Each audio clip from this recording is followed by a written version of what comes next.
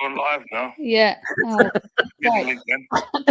I did. Give me the link. No, you sent me the other link. No, I'll send you both. All right, you won't listen to me. All right, I'll send it now. Do you know what? You women never listen, do you? All right. Right. So, are we live now? Sorry, guys. Oh my God, I'm so sorry, everyone. So we were chatting away. We thought we were live, but I will blame Sarah because you're hosting. So she forgot to press the live button in the top right hand corner. So we've been talking my God. for the last 8 minutes. So here he is. Look.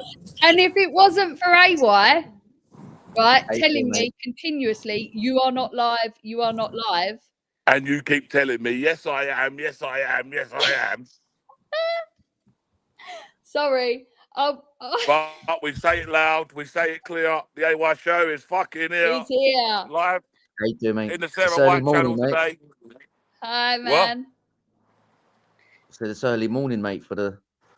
It's early morning, it's 10 o'clock, early birds, Martin, they catch the worms, geese. Listen, Martin, AY was up before you. I was talking to him early this morning, early Listen, doors. I was ignoring you, mate. And I didn't get home until 3 o'clock in the morning. What's that? Didn't get home until gone 3. We were like half an hour away from home, and I think you'd only just left. Yeah. Because I'm not a part-timer, Martin. I stayed till the end, you know. Yeah. Yeah. Yeah, Martin got rolled in by Urban Scoop and then rolled out. See you later. Rolled out, mate. Yeah, mate. Laid out the red carpet, mate. Then the best shot he could have got, then no one never got it, I heard. So how was it there last night then? Who's the question for? Well, go ahead, Martin, you go first. How was it? Yeah, it was. Do you know what? It could have been a lot worse than what it was, and I'm a big critic of the police. And despite being told off a few times, and me having been getting aggravated and antagonised by the opposite side, and me getting told off for it, they actually done quite a good job, especially towards the end as well. The way that they mobilised quite quick and they cordoned, they done a good job of keeping both sides separate. So in terms of, yeah, I mean, it could have been a lot worse. I mean, we've seen a lot worse at Epping, put it that way. Yeah, but there was a lot of people. If it had the chance to go off, it would have done that. There was a few like moments where the lefties broke the line, and the police had to kettle them back in right underneath. They pushed. They had a massive cordon, but generally they done a good job. It was hostile, but they weren't. I don't know. What do you think? I mean, I don't know. Well, I suppose I can say at the end when we went towards the car. We saw a couple of guys park up, get out, young kids, and they put machetes down their trousers. What? And then they walked through. They was walking towards the high street. We had to tell old Bill because at the end of the day, you don't even know what they're going to do with it. We're talking about machete. Wound down the window because they had all the meat wagons going down the middle of the road. Just let him know. Said, mate, them 2 guys walking up behind us now down the middle of the road. So walking through the middle of the street. Told them within seconds, 10 of them jumped out of the van and they scooped them up. They were literally all over him. Yeah. So they were. Be fair to them. If I'm going to criticise them, I've got to give them credit where credit's due. Do you know what I mean? Yeah, of course. What about you, AY? Well, I'll be the complete opposite, to be honest with you. Yeah. I think they was wankers as usual. I was punched in the stomach once. I was kicked in the knee. You got assaulted. Yeah, I see they tried in the restrain in the thigh. You know, like when they tried to dead leg you. Yeah. Yeah, of course. Then I was pushed by another officer. But to be fair, there was a good few officers there. So I actually just realised I'm picking my nose on screen. You can't because we always see you behind screen picking your nose. Exactly. That's why I've just done it. Just thought, fucking, I never got away with that. You could have ate it, mate.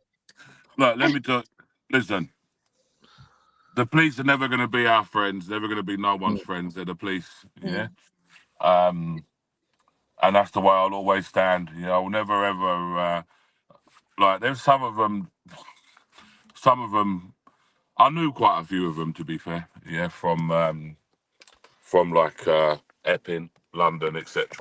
But yeah, I think Yeah. it was a lot to do with nothing anyway. To be fair with you, yeah, I don't think it was.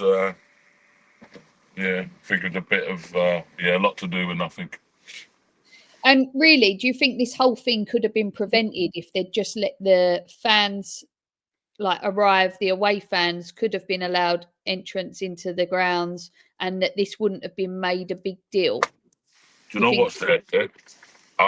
Listen, if them away fans would have got there, Yeah.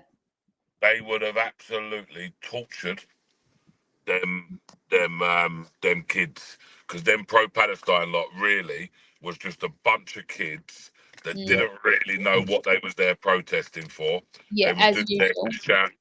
just there to shout and scream and things like that. Really, to be honest with you, They wanted an opportunity to create and to cause antisocial behaviour. It gives them an opportunity to do that without without really getting in trouble. You know what I mean? It gives them that chance to express themselves. I mean, I just literally I put a post out this morning, literally before I come on. There was that guy at the end. I was filming the pro-Palestinian, one of their organisers was on the megaphone saying, "Right, guys, the protest is now over. I would like to kindly ask you to disperse. Blah blah blah blah blah.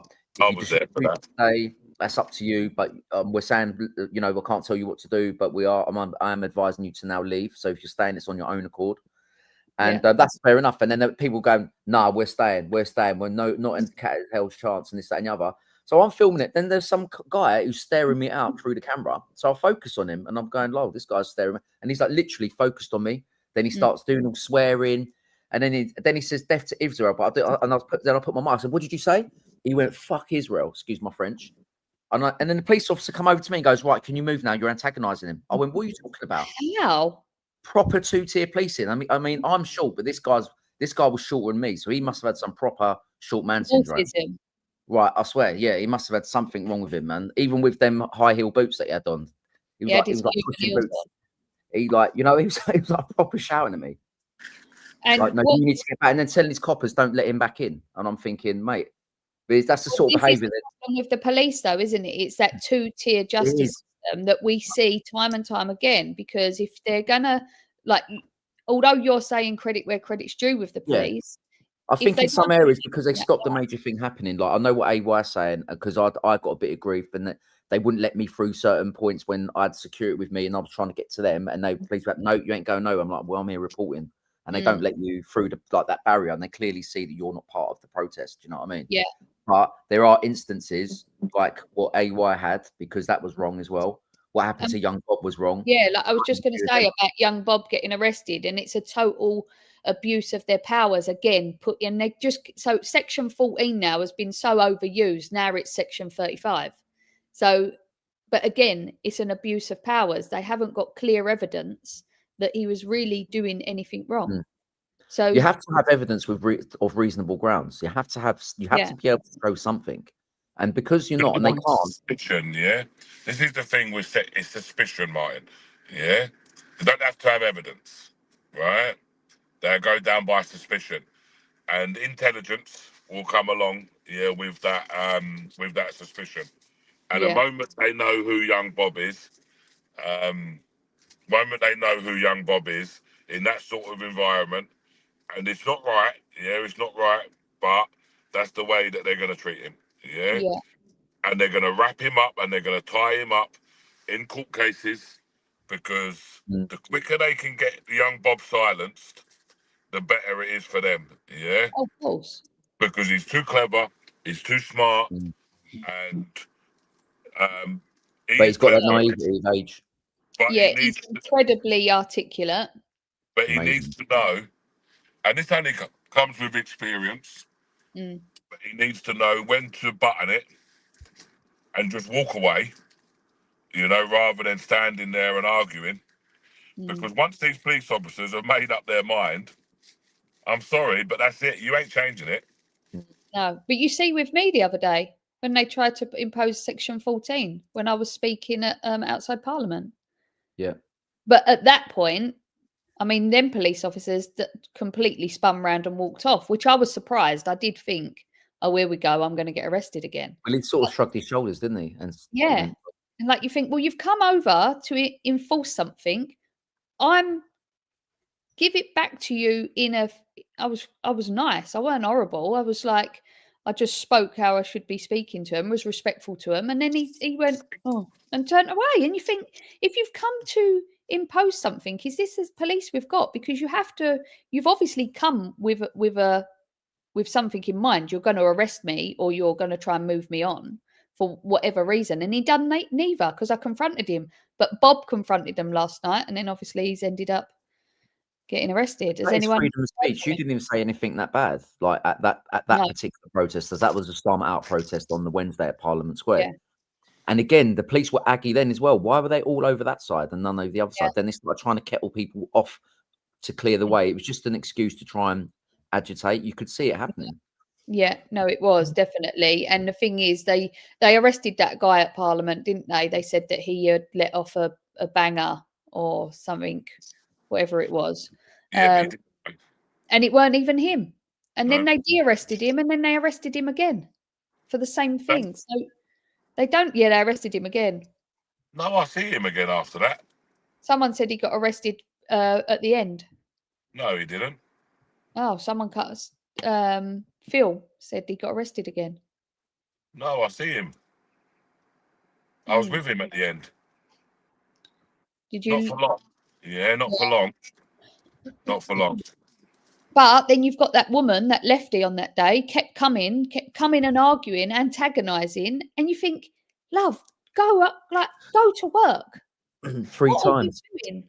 And she was paid to be there. I'm telling you now, she was told to go there, because even at the one at the very end, I think you'd left at that point because you had to go.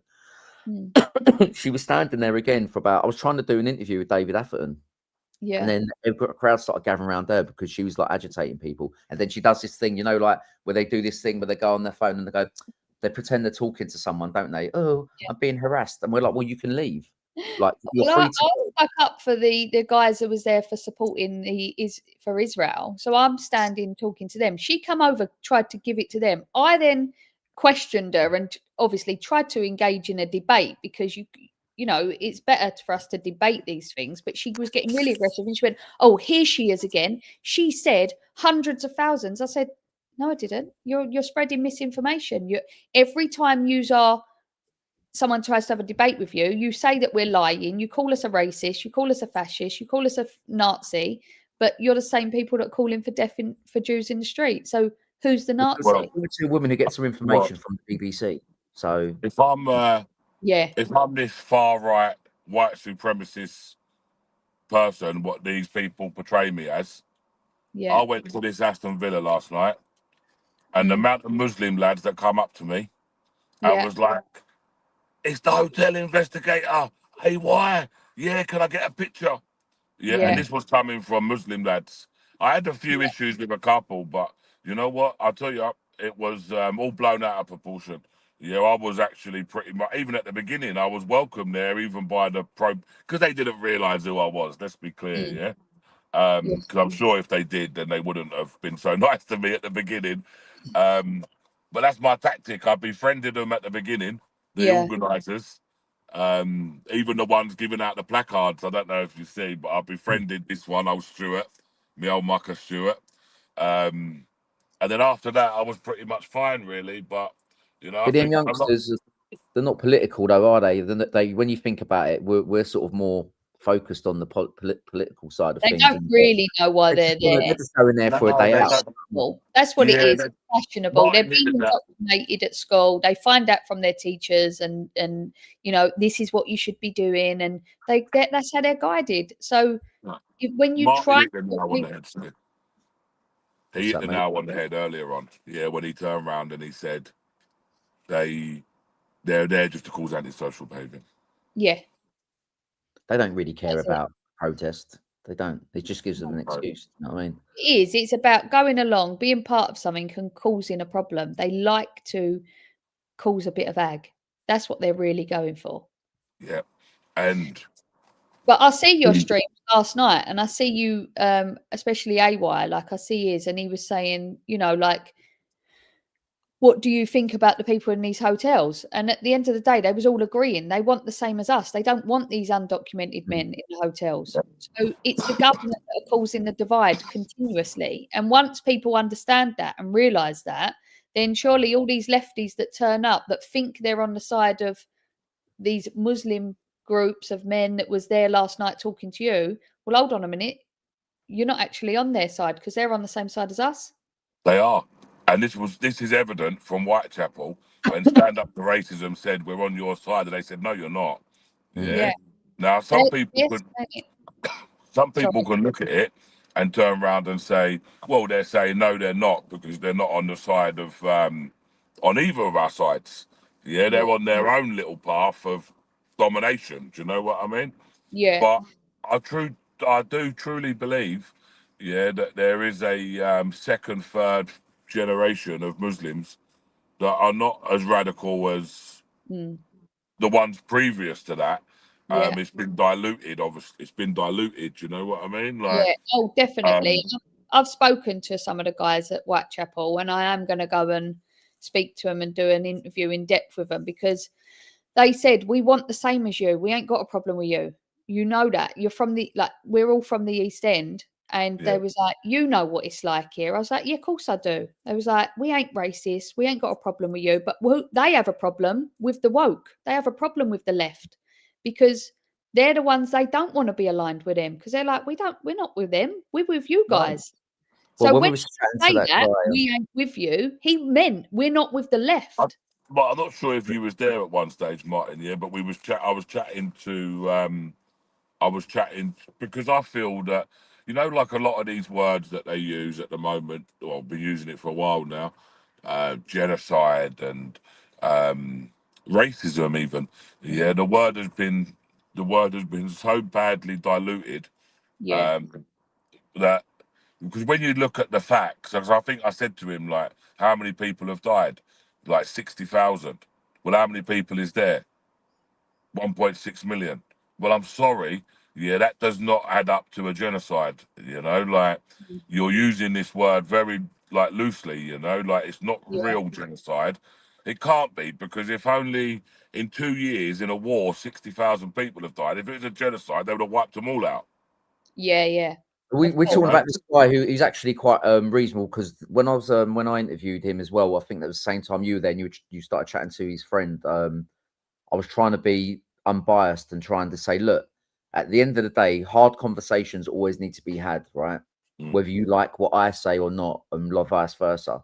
But these are hard conversations that need to be had, because what you need to do, you need to find some common ground in order to sow the seeds and like try and get together a little bit more and get along. Because at the end of the day, politically or religiously, we're all going to disagree at some level. I disagree with my own friends and family about politics and about what goes on in the world. So when you're talking to people, right? And to be fair, that guy, and I think we're talking about the same guy, AY. I'd love to know who he was.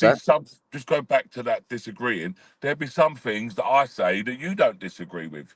There'd be some things that you say that I might not disagree with. Yeah, it doesn't mean at the end of the day that we're gonna start screaming and shouting. We all still get on with each other like adults should do. Do you know what I mean? That's it. It's trying to do it. Unfortunately, protests aren't always the best place to have a debate, because everyone's emotionally charged either side, and they just want to scream and shout and get their point across. And that is that whole thing of people going to just aggravate, because you get it on both sides. You've seen it at Epping. You've seen it at every protest we go to. You do get people on both sides that are purely there to agitate, because they're fired up, and it's not right. It's not necessarily the best approach, is it? You are better off pulling someone to a side and saying, can we have a discussion about this? And that's when, like I used last night, you've got some good content, because you're actually talking to people who are intelligent as well, and they're giving their opinion, and you can agree to disagree on stuff.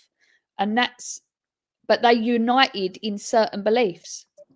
So one of them even turned around and said, and it might have been the same guy, Martin, he turned around and said, listen, we'd be stupid to each other. And it was a really smart thing he said.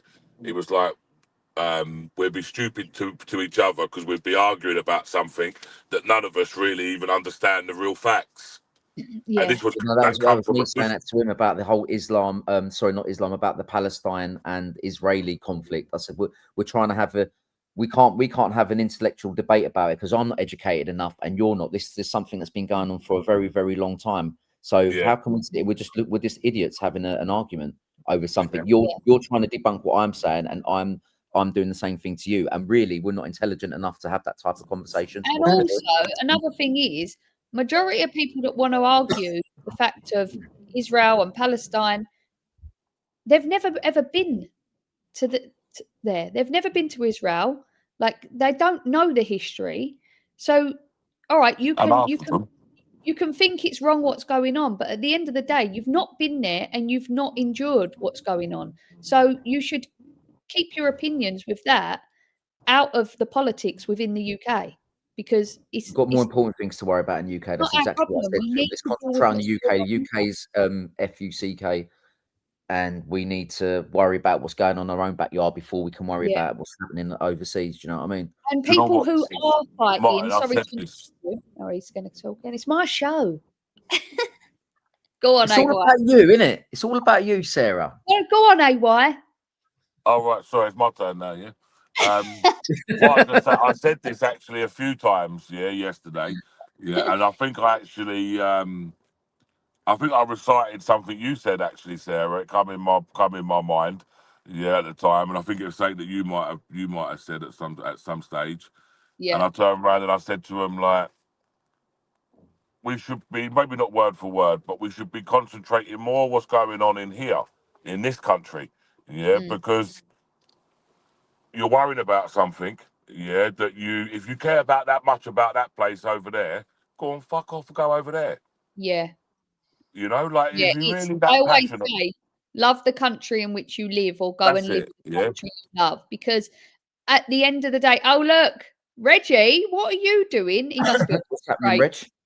He must be on a break. Is he on? Are you on your morning break time, Reggie? Reggie, don't let the teacher catch you, geez, with the phone. Reggie's going to get the phone taken off him. Oh, no, because we're all grooming Reggie, apparently. Oh, no. Apparently. Not again. Oh, no. Oh, no. More like the other way around, the little fucker. Yeah.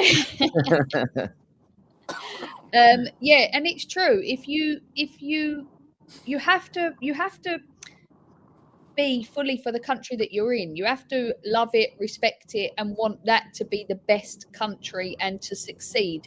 Once that's succeeding, yes, then we can look at other countries and, but these people are going pro-Palestine, free Palestine. One, they don't understand the argument and the conflict and the back history that's going on. They never will. And because the people are protesting against it aren't actually directly affected by what's going on there. And the other thing is, if you're so bothered about what's going on in Israel, Palestine, then you should be bothered about what's happening to the Christians in Nigeria, because there is an actual genocide going on.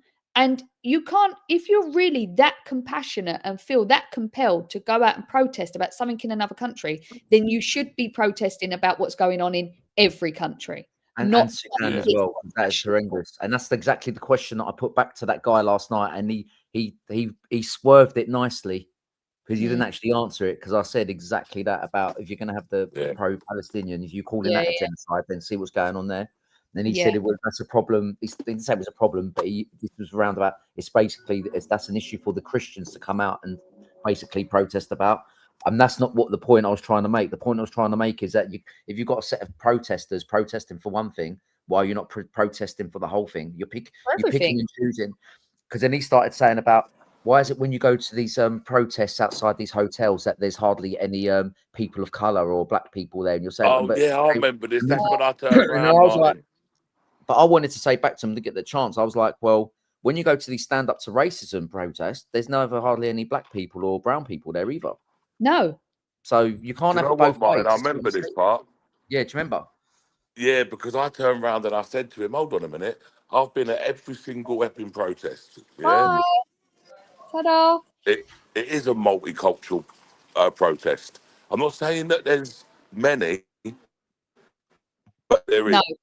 But you've And I got to think, also turned Epping is around and said to probably a him, white area, you know like that the whole of the Epping UK. is, You're going and to this, mate, I've but said listen, this you know that hotel hotel name. at Epping?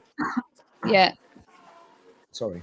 You know that hotel at Epping? It was there for a long time. yeah. People only started protesting when a young girl got seriously. Do you know what I mean? It's been Can I there get for a flat 5 white, years, please? that Yeah? hotel, isn't it? That Come on, do you hotel's, know what I mean? People was only thingy. Here, bro. yeah. People We've, was only protesting when something terrible happened. They didn't care about the shoplifting and stuff. yeah. No, they didn't. We see the problems that was going on there. You see the men walking up and down. You knew that the like petty crime had gone up. But Yeah. people just kind of was like, well, the hotel's there. There's not really a lot we can do. The moment there was a sexual assault, then obviously everyone come out because it's like, well, hold on a minute. Now you're actually like committing crimes that are unacceptable. And there's no place for that in our community. Yes, Epping is And you know predominantly what? white. We know that. This is a white Christian country predominantly. So there are going to be areas when you go outside of big cities and big towns that they're going to be predominantly white. It's like if I go to Africa, where it's predominant, you're not going to find places with white people. Like it's not about being racist, but isn't it funny when Isaac turns up to Epping, who we all Yeah. know, Isaac's what, big tall black guy? Yeah. The mainstream media cut him out of every single picture. I know, it's crazy, If isn't that's it? not racism, then what is? Because This is why the mainstream media are the ones that actually, because they're working on behalf of the government and the establishment and their narrative. This is why they are part of the biggest problem that we do have, because they are the things that other people see and Cheers, guys. causes division. Like going Have a back to good that day, guy yeah? we were speaking to, like I said to him, what we all need to do is be educated. And because you're reading and seeing things in the news or newspapers or whatever you read and sort of channels you're reading, you're going with that narrative. It's not your fault. You're believing what you're Right? reading or seeing. But yeah, that's why it's important you've got citizen journalists on the ground reporting the truth and definitely. having these conversations, because it does prove that people can have a conversation without screaming at each other, right? Yeah. So when you've got that, you've got to basically look at the whole picture when it comes to like, and we all need educating. That's why people do need to come together, and that is what the government are scared of. They want division, because want at the end of the division. day, ultimately, Division lines their works pocket, for them. it Right. keeps them ticking over, and that's all it is. And it's The Yeah. problem that we have, Martin, yeah, and I'm going to be total honest with you here, yeah. You see, you see these lefties, Mm. they're so intent on argument and they're so intent on this division because they're paid to do it, that it could never work because they would never allow it to work because they're too stuck up themselves. And even though they agree with majority of what we say, and we'll agree with some of what they say, they won't match it together because they'll just be infighting who's going to be in charge and stuff. Do you know what I mean? Yeah. I just think if us, like collectively, can say interview like I used it last night, them Muslim guys, and like me going to speak to the guy in Whitechapel and start getting the content out there of showing and them saying we ain't got a problem with you, and them showing that we're actually all united, we then become a bigger force. And at that point, stand up to racism diminishes and it falls apart because hang on, well, if you're stand up to racism, how comes all the Muslim people are on our side, or predominantly most of the Muslims would be on our side, especially the younger generation? Well, the Because I'll thing tell is, though, you why. Sarah, Shall I tell you why? Shall I tell you why, yeah? I'll tell you why they won't. And it goes down to this. You say with these lot at Whitechapel, yeah, they made a video with these Canary Wolf lads, said all the right things. Yeah. A couple of days later, they make another video. Yeah, say, no, we're mistaken. We're not part of this. We're not that. We're not that. Because then they get pressure from their elders and pressure from their mosques. Yeah. And you can't, 90, I'm sorry to say, yeah, but 90% of that people in that religion, they're bad people. You've only got about 10% of them that are actually any good. Yeah, if I'm honest, like you got this wasn't there's safe too to many. how do you know who to believe when, like, I felt the only downside I felt having that conversation with that guy last night, I felt there was a little bit of lip service there because he knew he was being filmed. So Right. how do you ever know Do you know what side what? of it to believe? Do you know I'll what I be mean? honest with you, yeah? And someone's put the comment in the box there. That's the word. I think it is in Islam, is taqiyya, where they say basically what it is that you need to hear. Yeah, to try and appease you. Yeah. Yeah, exactly. But I'll say this, yeah. And I badger on about this quite a lot, but I come from East London. Yeah. And if there's anything I know, it's kind of like streetwise. And a lot of them lads that I was talking to yesterday, and body language is always a big thing, and first impressions and things like that there. I do believe that some of them lads was actually speaking the truth yesterday.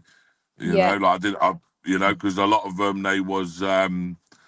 they come across to me like a lot of the Muslim lads that I know personally, by the way. Yeah, and that I know that would go to marches, and I know the reasons as to why they don't go to marches. Mm. And the reason is because their own Muslim community would disown them. Not because they're scared of going. Yeah. It's because their own community would disown them. Yeah. That's suppression, isn't it? Mm. That's suppression. That's real fascism. Yeah, of course it is. But the thing is as well about the whole racism thing, because I tried to debunk that with this guy, because I think when you're speaking the truth when it comes to racism, I look at these lefties. I honestly, I can't all brand them all the same, but I just see the way that the people that call out people for saying things that might be deemed to be racist, I believe they're the racist ones. Like, does that make sense? Because even when I tried to say to the guy, I was like, he was against the hotels. I was like, well, because he was calling saying Tommy Robinson's a racist. So I said, well, good, show me one bit of evidence of him being a racist. And I think you later, I think you said the same thing to someone else, AY, I think on one of yours. I think you offered that little fella $1,000 or something to find a bit of evidence. The one you told who couldn't beat an egg. That was funny, by the way. And no, not that one. So that was a different one. So earlier on, like that was funny. You know what? I've done quite a bit of research, regarding this,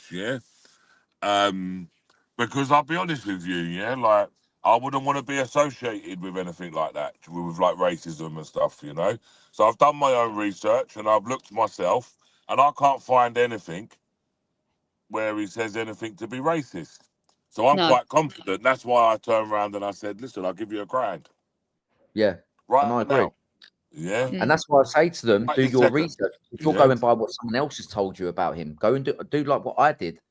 I didn't believe what people. Well, this is what I said in that. You believe you hear this. I'll avoid that. He's a right wing extremist and this, that, and the other. Oh God, I don't want to be associated with that person because otherwise I'll be labelled myself. And then when you look at actually what he's done, and he doesn't ever pretend to be an angel in any way, shape, or form. But when you look, he's trying to do something good for the country. Do you know what I mean? And why would his friends? Look at who his friends are. When you're at his rally and you get talking to people, they're like, "Oh, I've been his mate since I was a kid." Hang on, there's Asian guys there. Like, so he's not racist, is he? He's not going to be a racist person. But when you want good for this country, when you actually really want good, you're shut down and people want to discredit everything you say, and they want to make you out to be a racist because ultimately they don't want good. They don't want people to be good. They want there to be a divide. They don't want us to all be united and get along and be like peace. It doesn't there's no money in that. Yeah, they want to break it all down, right? So when even that guy, right? So I said to him, right, what about these illegal migrants? Do you agree? He goes, no, they shouldn't be here. Okay, cool. Right. Okay. What we don't know who these are. They're unvetted. If you look at them, you've got brown guys, you've got black guys in there, and you've got white people in there. I'm like, because if like I said, what would you call someone from North Africa? Someone who's Afghanistani or someone from Egypt or Morocco? Yeah. And I go, to me, they're white. Okay, they are white. And he's like, yeah. I said, so how are we then being we don't want any illegal migrants in these hotels. So, and these are, you got to imagine some of these Afghanis, right? These are the ones with the highest arrest rates in the UK. These are the ones committing the most amount of crimes as well. So it's not to do with race. Like it isn't. It's to do, I think it's more down the cultural route. And I think the threat in terms of culture in the UK is that we need to keep the British values and beliefs, which have been diminished over the last 20, 30 years. These are the things that we need to get back on. And then that goes back to ourselves as parents. We've got to start teaching our kids to be proud of who we are and what we represent. Do you know what I mean? Definitely. And it does. It all starts in the education system. Starts from. AY sounds like Frank Bruno. Sorry. No. Look, I'm just going to grab a cup of tea. Hang on. Yeah, no, they do. It all starts at school. And look at, like, why can't they get the kids to carry on? It's not about being Christian. It's not about instilling faith. If you're a person of faith, that's up to you. But being a good Christian person with good morals. Put that on mute for a sec. Sorry. Oh, okay. It's just about instilling kindness at school, at ground level, at the very core. If you encourage the kids to be nice to one another at school, sing hymns, help one another, open the door, that will carry through life, and then they'll be a better adult and they'll be a better member of the community. But in schools now, it's like, you can do something wrong, there's no accountability. You can say what you want, as long as it's one narrative, you can fit that. And then you see these kids coming out of schools now, and they ain't got a clue about life. They're not nice. Yeah, do you know what it is? Do you know what? I look at it like this, yeah? I think to myself, when I'm parenting nowadays, yeah, and I'm sorry if it offends anybody, yeah, but parents have become lazy, yeah, and I particularly point at mums and dads, yeah, they've actually become lazy, and they're very happy to put their child in front of a computer or in front of a TV.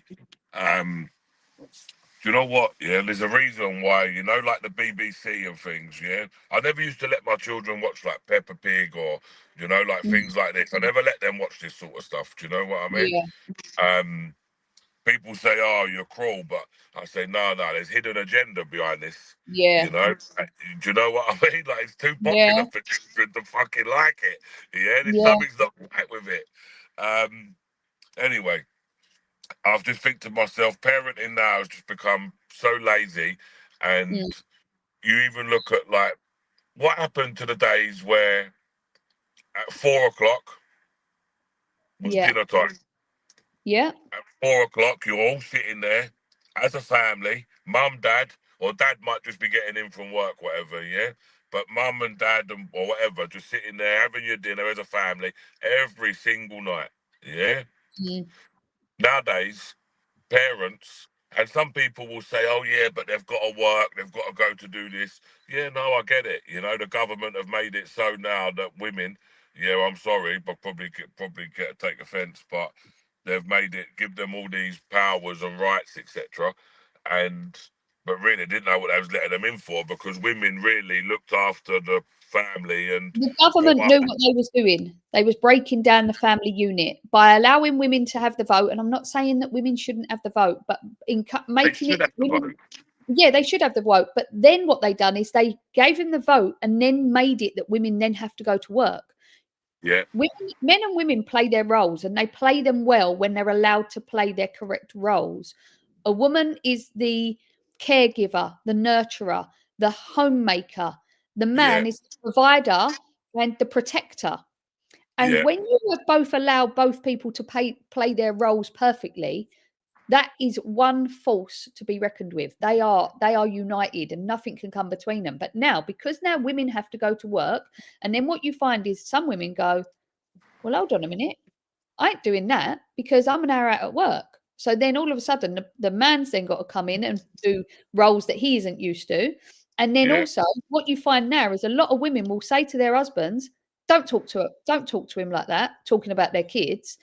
And then straight away, that causes a massive problem, because if you've got a woman saying to the man, don't talk to her or him like that, meaning their child, then the child doesn't have the fearfulness of the discipline from a man. And that's why a lot of these kids now run riot, because the dads have been feminized, the women have been put up. But ultimately, I know when I was a kid, my dad never hit me. He never shouted at me. He just looked at me and I was like, oh, shit.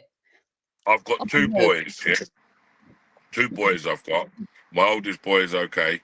My 17-year-old, he gets up Monday to Friday, every single day, gets up early, makes his own way to Epping, gets on the tube, goes to where he needs to go to get picked up from the guy who works for me.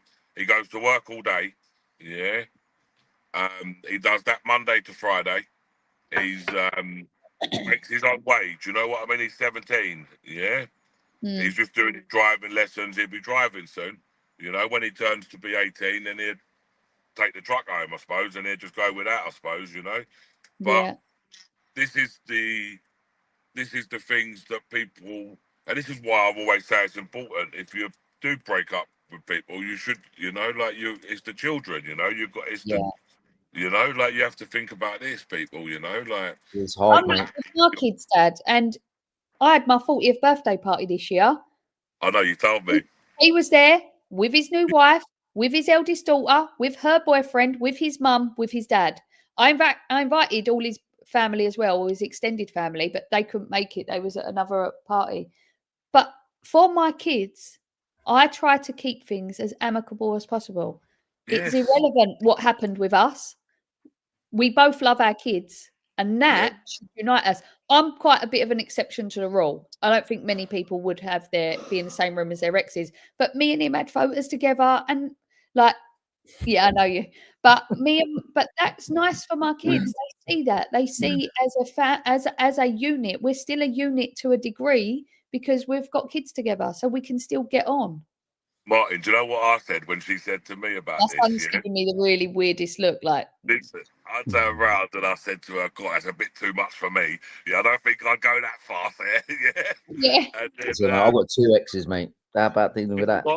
I also turned around and said, fair play to the guy as well. Do you know what I mean? Like, you know, like fair play, you know, like, because he's been the bigger person for the sake of his children. Do you know what I mean? And you respect that. Like, he's got a new wife. His wife could go, bit weird. I don't want to come round there, but we've always just got on. That's, you know, they even tried to set me up with one of their mates, which is a bit weird. Yeah, I mean, my same age as yours, AY, and he's in. I mean, my kids don't live with me, right? Because they live with their mums. But it's like, he's 17. He's just exactly the same position, mate. And he, you know what? Fair play to him. He's, I mean, he's doing well at school. He's doing driving lessons. Just turned 17. He's been working in the barbers for over a year. So even last Christmas, got him a professional barber set, etc. Yeah. And I told him, I said, mate, no matter what you want to do, because he wants to go uni, he'll probably go into some really good job or something. But I said, keep that as a skill. I said, because even if you go to uni, things like that, you can cut your mate's hair, you can little side income, 20 quid a pop, whatever they charge these days. Yeah. And he's and then he works. He's also got a job. He's got a part-time job, I think, with like a super drug doing online stuff. And then in the summer, he goes and works with his mate's dad doing a bit of like roofing or scaffolding. And he's like, he's just grafting. I said, mate, you just got to keep going, like. Yeah, because he wants to go out. He likes nice things. He's got expensive taste. So I'm like, mate, I can't afford to. You know, one of the problems as well is where for a while they were pushing everyone to uni. Not everyone's geared up for uni, and let's face it, we need plumbers. Like, we need tradespeople, plumbers, electricians, painters. We need all of that, bricklayers. We need all of them. The country needs them, and let's face it, they earn a really good wage, right? But it was like as if, oh no. At school, when I had the first interview at the school at the top of the road, they said, do you work in the city? No. Does your husband? No. Oh, right. Well, aren't your children going to want to work in the city? What universities will they be wanting to attend? I'm like, I'm from a working class background. They will probably go and do a normal job. My son's training to be an electrician. My other one wants to get a trade. So ultimately, they don't need to go to uni, but they want to come to uni now. Whether you do media, photography, like these things don't need to go to uni. Well, this is what they've done. They made up these nonsense courses. Now people have got themselves into so much debt that they're paying off pretty much forever. Do you know what I mean? You know, and university used to be free, 20 odd years ago, didn't it? Was it? Yeah, probably. It would. But, you know, they tell you that our education system is free, guys. No, exactly. The thing is, anyone can get into university as well. I'm not trying to dismiss people's kids' intelligence, but you can literally now go and do a degree in anything because it's a pound note. That is literally all it is, and all you're doing is funding these universities, funding their unions. We know he sounds like AY. He don't like Frank Bruno. We don't take that as an insult. Do you know what, Sam? People can buy you a coffee. To be honest with you, yeah. And people are going to turn around and I don't even read the comments. I've not even got the comments on. Yeah, I can't even see no comments. I don't read them, honestly. I'm so used to my channel with my moderators that Yeah. No, do you know you what? Everyone on here, every single person on here is super, super nice. But because Martin read out the comment where it said AY sounds like Frank Bruno, That was a joke. I think the guys just come back and went, it was a joke. Yeah, no, it wasn't That's joke. Martin having his sly little digs at me. Yeah, that's all No, it but is. Yeah. everyone's Don't worry. super Listen, I'll nice. get him later. Don't you worry about that. Yeah. You might get me on the Sarah White show today. Later on, He we loves say it. You know, it is. clear. AY, The AY's, show is fucking here. You'll AY's get on it. quite good at AY's winding only here people up. plugging himself, not that he needs it. I know. AY's quite good at winding people up, but he can't get to me. That's what it is. Do you know I what? love a wind up, though. I had BB the other day. Yeah, I had him really good. Yeah, poor BB. Yeah, bless his little heart. I had him the other day. I made him go bright red. Yeah, and literally he was going redder and redder and redder and redder and redder. Yeah. He gets embarrassed, doesn't he? Oh my god. Do you know what? I've known him for so long, like nearly 30 years or so, and give or take a year. And he never used to be like that. Yeah, he never embarrassed him that. Like, you wouldn't embarrass him like that. Even his driving that day with the coach was just. I was thinking to myself, mate, driving was lazy, mate. You was in like, it was so funny though watching you on that one, because you were like, going, mate, go through the red light, bruv. I was like, no. And we were like, I remember joining that until about 2 o'clock in the morning. I was like, how can you like lose a coach? Like, or like, how can you let a coach get that far in front of you? They're so slow as well. And the coach was stopping as well. Do you know what I mean? My retention rate on them videos, I'll show you both, yeah? Because I can't show it on here because you'll end up getting a trial where they'll report me. Yeah, but I'll show you both. The retention rate on them videos is through the roof. You like, and I'll say probably the best live streams I've ever done, really, to be honest. Yeah. Yeah, you've got a lot of information out there on that one. But I do know that a load of migrants arrived yesterday. More are going to be arriving today. Saturday, yeah, be prepared for the AY show, because Saturday we are going to come, yeah, with some. We're changing the game again, yeah. We changed it so many times already in the last year. Now we're going to change it a whole lot better. Cool. I look forward to it. And then I'm off to Poland on Sunday. Yeah, but I don't know where. I'm still in 2 minds whether to go. And I might be joining you on Monday. Yeah. What do you mean you might? Just come. I ain't booked it yet. Are you not booked? No, I ain't booked it yet. You know what I done? When is the actual thing? On Tuesday? Flights. I know what you've done, Sarah, but I'll let you tell them. I decided I wanted to go on Sunday, so I'd be out there Monday morning to do my live. I'd wake up early, do my live, and then I wouldn't miss out on anything. And I thought that would be perfect. Kept going online, kept checking the flights, booked them, checked my itinerary. Thought I think I can check in there and see that I'd supposed to have booked from the 9th to the 12th. I'd booked from the 10th to the 17th. I don't know how. And it's just cost me the exact same amount to change my flights to what I needed as what it had cost me in the first place. Guys, do you remember back a few months ago, our big Sarah White on my channel, before she even had a channel, actually. Yeah, and we'd turn around and say in my comment, or even my chat used to say, yeah, she's a smart woman, Sarah. You know, like, look what she's done for herself. Like, do you know what? Yeah, rate that. You know, like, really, truthfully, like, on heart, yeah? And now, all of a sudden, you've shown your true colours because you can't even book flights correctly. Do you know what it is? I was up 3 nights solid. I was in the hospital for 2 of them nights with my daughter. Like, you would have seen my live if you looked on it, and how I was disgusted of the treatment that the people were receiving in the hospitals. Like, for something that you could be in and out with, they could. I do not understand how the NHS is running. I don't understand what they're doing. It's falling apart. It's bursting at the seams. But there's jobs that you think, well, why aren't they doing that? Or why aren't they doing that? Or that's simple. Someone's screaming in pain and they've been there since 8 o'clock in the morning with suspected sepsis, and it's now 9 o'clock at night and they're laying on a ambulance bed, and it's an 83-year-old woman. And I went over, I went, excuse me, are you all right? And she was like, oh, can I get you anything? She was like, please, dear, help me. I'm in so much pain. Got to know her story. And you go, she's been here for 13 hours next to where people are being checked in. No one's checking on her. And she's screaming in pain. I don't get it. So that's why I was booking my flights and I booked them wrong because I was so sleep deprived. So I think I can be forgiven for that. Anyway, this is why I say quite a lot.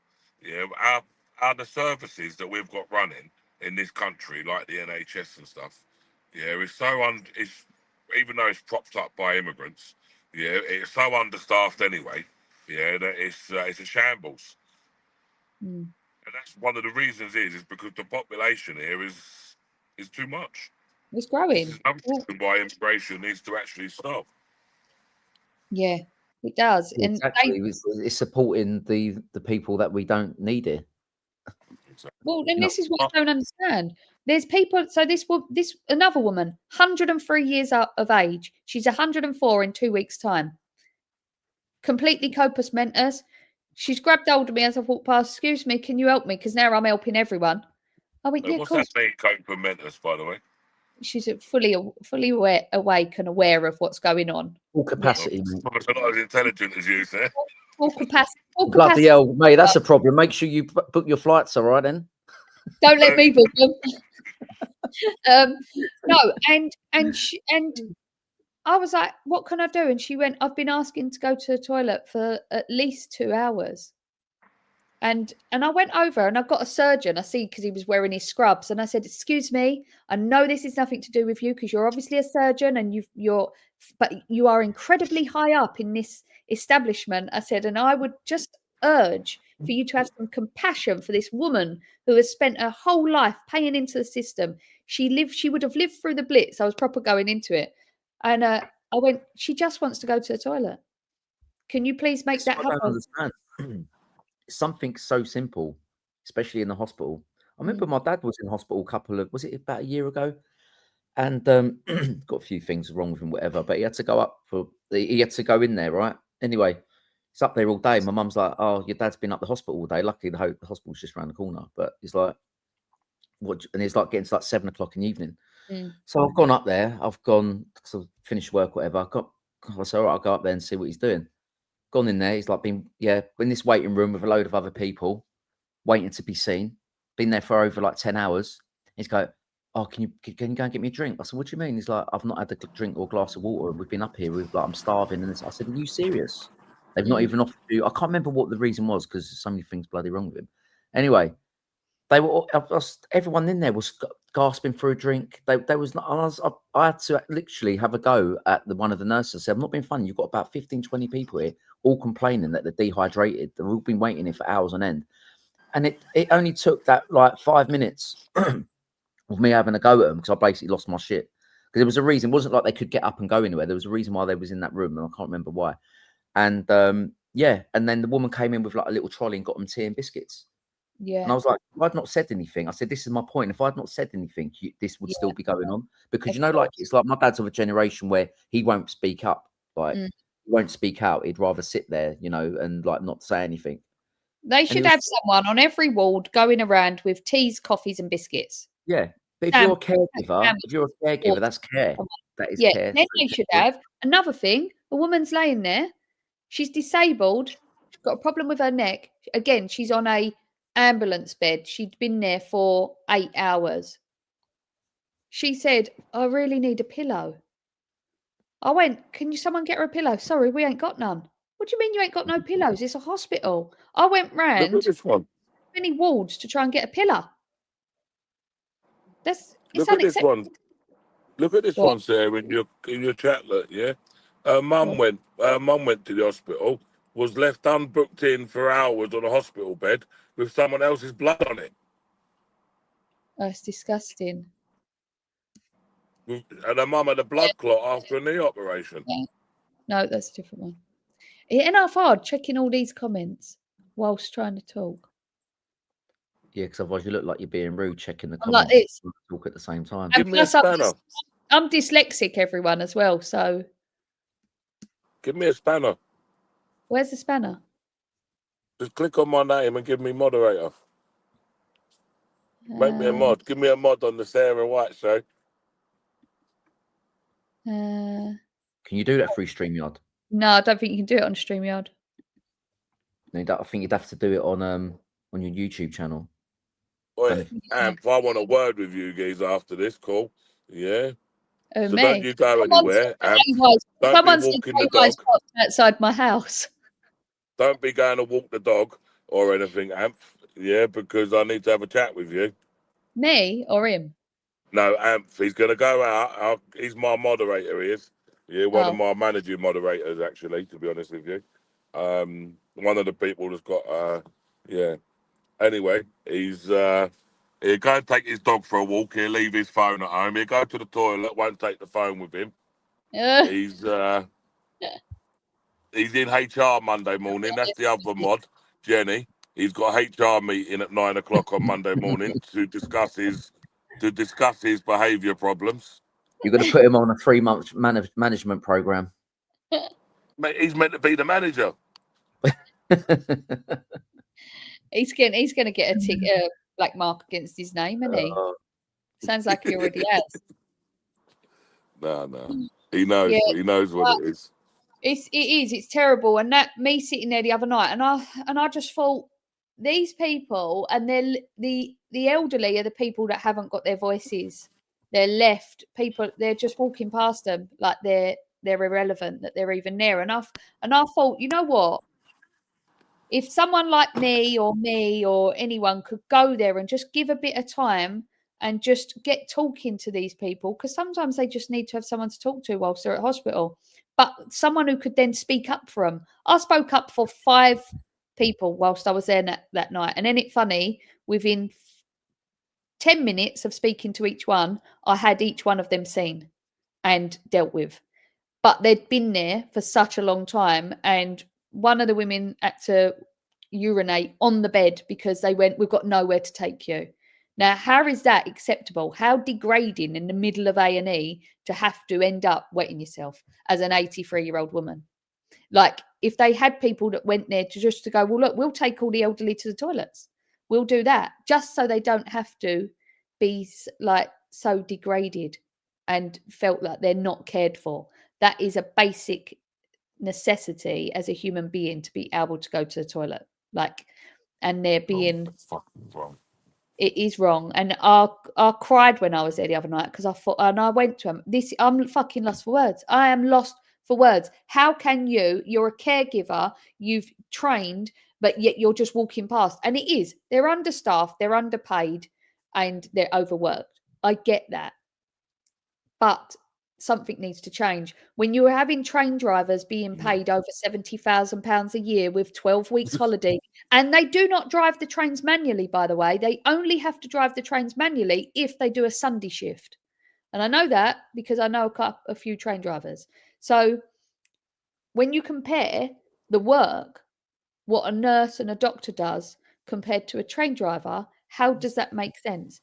Nurses do need to have more money, but they also need to have more staff, because you will hear from all of them as well. Supposed to have clocked off at 8, they're still there at 11:30, 12 o'clock at night. They're not getting overtime, and this is why so many of the hard-working, decent nurses and caregivers go, you know what, I'm done, I'm out of here. And so then a lot of the NHS is privatised as well. So where you got that sort of, where it's funded in that way, it becomes a business. So basically, they're up against targets and KPIs, deadlines, and you know what I mean. They're measured on all the wrong things. Listen, when it comes to caregiving, Martin, it's giving independent personal care to that person. That person needs it there and then. You've got to do it. Yeah, bro. But listen, the NHS shouldn't be about fucking KPIs and stuff, guys. Yeah, this is not a business, bro. This is like, health is shouldn't be a business. I know it is a business because you can go and pay for stuff privately. Yeah, and obviously it is a business, but the National Health Service, shouldn't be worried about things like KPIs and stuff, No, definitely. The admin side of the NHS is absolutely awful. Mate, how can we go to Boots and go and buy a pack of paracetamol for 16p or 20 pence? Yeah, but the NHS have got to pay £9 for it. Yeah, one of the women there, she was a she was a nurse, and she come over and she went, I just want to say thank you. And I was like, why? Because I'm thinking, well, hold on a minute, I'm shouting my mouth off for the patient. She went, it takes for someone like you to come in. She went, because now all of our superiors are all worried because you're actually kicking off. And I was doing a live, and I said to him, I'm doing a live and I'm exposing everything that's going on here. And she went, thank you so much. She said, I hope more people are going to do what you're doing, because she went, I can see that everyone's being fouled. She went, I signed up to do this because I care about people. She went, but our patients are being fouled and let down at an alarming rate. She said, we have medication that we're told to just bin. She went, but the medication could be used. She said, and you've got boxes of it. Oh, one tablet's been taken out, right, it's got to be binned.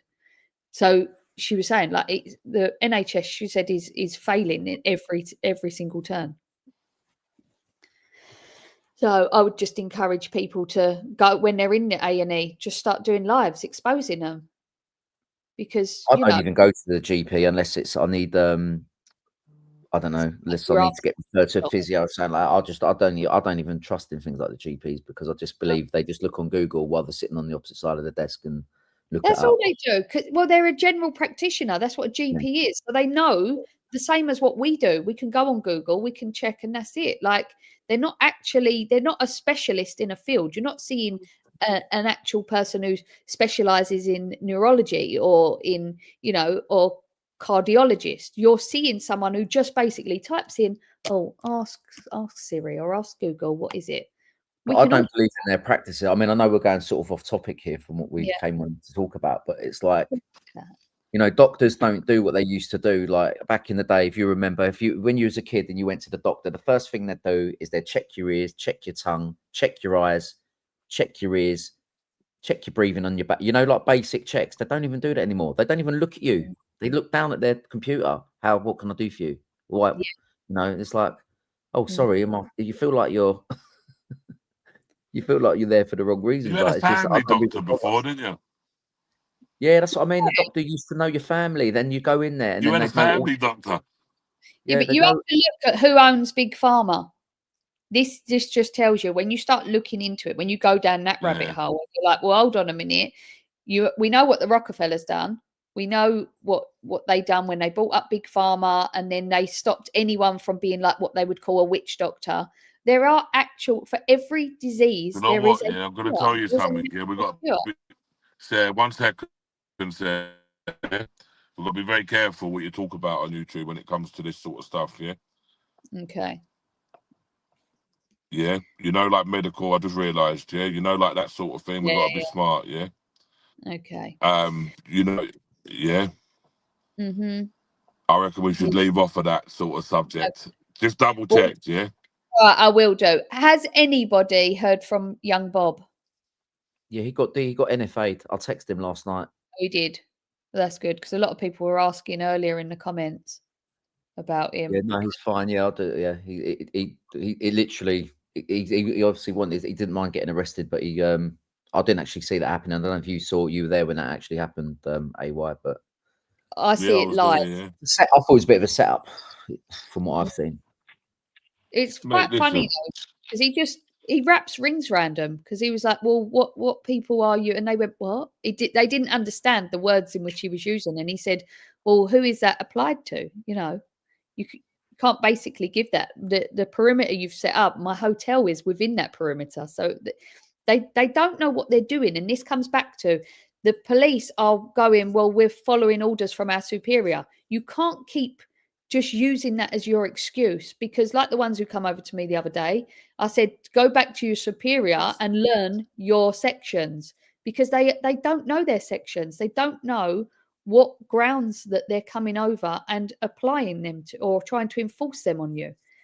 So that goes. I was going to ask AY actually, because you mentioned something earlier, which I'll be in, because obviously you've been doing it a lot longer than me, so I'll be interested to get your take on it, because like, I mean, ultimately, say that again, Martin? I just want to get your take on something, because something you said earlier, because ultimately the police, if they want to arrest you or get you away from that area, they'll do it, even if it means they'll do it in that spare of the moment and, take the hits further down the line, because they've got their job done. But like, when you said about like, I don't know if we were talking about the section you said about suspicion is enough, but how do they warrant what suspicion is? Because suspicion isn't a crime. Does that make sense? No, it's Like, not. Yeah, but it gives them. So basically, yeah, if they think, yeah, that your presence there, yeah, is going to be, or if they suspect, should we say, yeah, that your presence there is going to cause potential disorder, yeah, or a breach of the peace, then they can remove you, yeah, to prevent that. In young Bob's situation, he's got the problem of his problem's going to be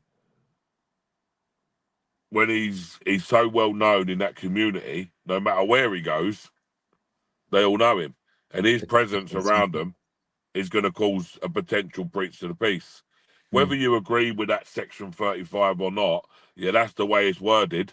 Yeah, so and I do reckon that over maybe the autumn and winter time, you probably are going to start seeing amendments to certain sections, like section 17, like section 14, yeah, because they're all worded in a way, yeah, where there's easy ways out for them, do you know? But what you got to do is, yeah, going back to your question, Martin, yeah, you must hold these people accountable, regardless if the money doesn't come from their pocket. At that one yesterday, I told him already, yeah. Do you know this morning? Yeah, I'll tell you this. Complaint is going in about him. You know, next time he sees me at protest, he won't put hands on me because he knows I'm going to do it again. Yeah. You know, because there's going to be a paper trail to it. An email's going to get sent. They have to reply to it. Yeah, they're going to reply and say, look, they've had their words. He's done a course, whatever. Yeah, no problem. Happy days. Next time he sees me, he won't do it again. Because suspicion is subjective then, isn't it? Do you know what I mean? Of course it is. And no matter what type of police officer, so it's open for abuse. And this is what I'm saying. So but when the problem you like, you've got, Martin, is they have something called circumstantial evidence. And circumstantial evidence is not main evidence, but it's just little pieces dotted together. Where everywhere he goes in that community, there's a breach of the peace. Because they're saying prevention's better than the cure, basically. So they say that him from causing. And we listen, like it or lump it, this is what these sections actually say. This is what the legislation says. Yeah, so you know, like I say, I do believe that you probably will see changes. Yeah, to these. Better or worse though? I think probably for worse. Yeah. Yeah, definitely. I think for worse, mate. Yeah. I think they want to stamp this out, Martin, yeah? About with Shabana Mahmood with regards to protesting, is this like sort of maybe linked with that then? If there's going to be these certain changes, do you know what I mean? Because you know, like you said about multiple protesting in the same location. Yeah, so there's going to have to be sections out around that, isn't there? Yeah, which is then obviously going to rewrite like section 14s and 17s, and you know whichever other ones they're going to do. But then there's going to be strategic, like with Epping. You would go, right, well, we'll protest outside the Bell Hotel, and then 2 weeks later we'll protest outside the council offices. So it's about, because you can't be in the same spot for a certain amount of weeks, can you? So it would be, well, if we change it, then that breaks, there'll be a loophole, hopefully. There'll always be loopholes, yeah, because there'll always there'll always be loopholes. But you got to remember as well, yeah, their next batch of like legislation they bring out, a lot of it's going to be around us as well, Martin. Yeah, of course, I can see that coming already. Yeah, because it's going to be a lot of it is going to be around citizen journalists, live streamers, because you're live, they know it's the truth. What's going out? Do you know what's there? It's not just that, you know, like we're not controlling the narrative, yeah. But in a weird sort of way, we are controlling the narrative because you're giving it live. Yeah. So to an audience, which is a big audience at the moment, collectively, when you look at it, I bet if you put all of our streams together yesterday, yeah, I bet you put mine, Martin's, BB's, News Now Yorkshire was there. There was loads of people there. Yeah, can't even name them all. But if you put them all together, there'd be tens of millions of views there. Yeah. Across all socials. Do you know what I mean? And it's fucking huge numbers. Yeah, that is big numbers. But people are now, like someone put earlier about don't pay your TV license. You know, so many people now don't have a TV license because they don't watch mainstream media. They don't watch the TV because a lot of people now are turning to the internet. They're going on their live streams on their phone and they're seeing what's really going on. And it is waking people up. But they're trying to introduce it so that you can't watch internet or like I don't know, like internet streaming services without a TV license either. It's absolute criminal. It's absolute criminal. I do not want to watch the BBC, right? But news mainly, all right. I don't want to watch them. You know, I can watch what I need to watch. Well, I don't even really watch TV, to be honest. We're all too busy out streaming or putting content out on X or doing spaces and stuff like that. So why should you be like held or kept hostage to bloody basically pay a fee? I mean, I've not paid it for, well, or whatever, but anyway, like, why should you have to pay it? Why? To keep the government funded. The BBC needs to be funding regardless. It does. Lies. Why? That woman the other day, when we went, I said, well, where are you getting your facts from? And she went, well, and she said something about watching the BBC. I went, the BBC have just been done for editing Donald Trump's speech that incited violence. And she went, no, it didn't. I said, yes, it did. And she went, no, they didn't do that. I was like, right. It's just sorry to interrupt you, Sarah. Yeah, again, yeah, I've been interrupting you a lot, but you've had an hour and 20 minutes of my valuable time now, and I actually really need to go. All right. All right. We should actually wind this down there anyway. Yeah, no, we're gonna have to because I was supposed to be doing a space at 11 o'clock. Oh, it's 20 past 11, and I actually really need to go.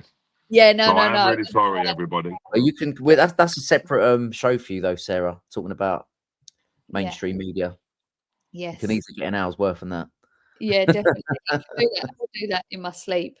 See, this is the problem. You know, when three people together that know each other and just talk normally, just like this, it just goes on and you don't realise the time.